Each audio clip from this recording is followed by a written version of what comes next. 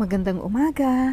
May napuntahan akong magandang lugar. Malapit lang ito sa amin. Nung una akong pumunta sa lugar na ito, hindi pa ganito kaganda. Ngayon, ang dami nang nabago at lalong pinaganda ang lugar. Sa bandang likuran nito, pinatayuan nila ng mga function halls para dito magdaos ng iba't ibang events. Overlooking ito sa isang malaking pond. Sa gabi, pinapailawan nila ito ng iba't ibang kulay. At sa paligid nito ay natatamnan ng iba't ibang klase ng bugis. Plantita si Lola, kaya ang tinutukoy niya ay mga bougainvillea plants. At ayan na nga, natutuwa si Lola. Pero sa panahong ito, konti pa lang ang bulaklak ng mga bugis. Gustong gusto na niyang maglibot at ayan, nagmamadali na. Samahan niyo ako sa aking paglilibot. Sa palagay ko, ang lugar na ito ay pwede rin pang pre-shoot. Lalong-lalo na sa events ng mga bata. Tapusin niyo ang panonood para makita niyo ang sinasabi ni Lola. Panoorin niyo ang kakulitan niya sa kanyang pre-shoot kuno. Una niyang nakita ang favorite cartoon character niya. Ang dami niya kayang collections na ganito. Bags at mga wallet. Hello Kitty. Ito ang tunay na incredible. Ginagaya pa ni Lola. Ito pa ibang Disney characters. Sino na nga ba ito? Paki-comment naman At ito pa Ganda ng posing nila, di ba? Tiyak matutuwa ang mga anak nyo sa lugar na ito.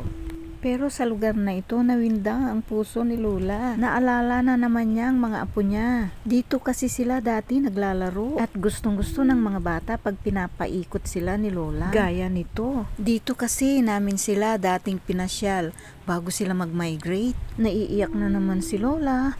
Pakainin na natin siya para gumanda ang mood niya. Sa lugar na ito ay hindi lang magandang tanawin ang makikita mo, pati masasarap na pagkain. Pagkatapos mong maglibot-libot, gugutumin ka talaga. Marami kang pagpipilian.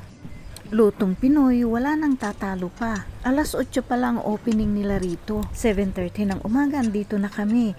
Galing kasi kami sa church. Kaya pinaghintay na kami at habang naghihintay na, yun, video-video muna. Mula pag-order at pagluto ng mga pagkain, lampas almusal na. Ang kinalabasan, altanghal ang pagkain namin. Tipid tanghalian na, diba?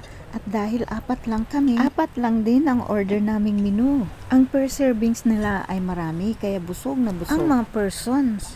Sigurado pagdating sa bahay ay matutulog agad. Napaaga na din kasi ang tanghalian. Hayahay na si Lola. Nabusog kasi hindi ka naiiyak ha.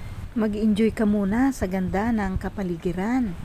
Maluwang ang parking space din sa likod at matatanaw mo ang malawak na ilog sa likod. Maganda ang paarko nila, tamang-tama sa grand entrance ng mga bagong kasal papunta sa kanilang reception. Sana nagustuhan niyo ang kwento ko. Please follow and share.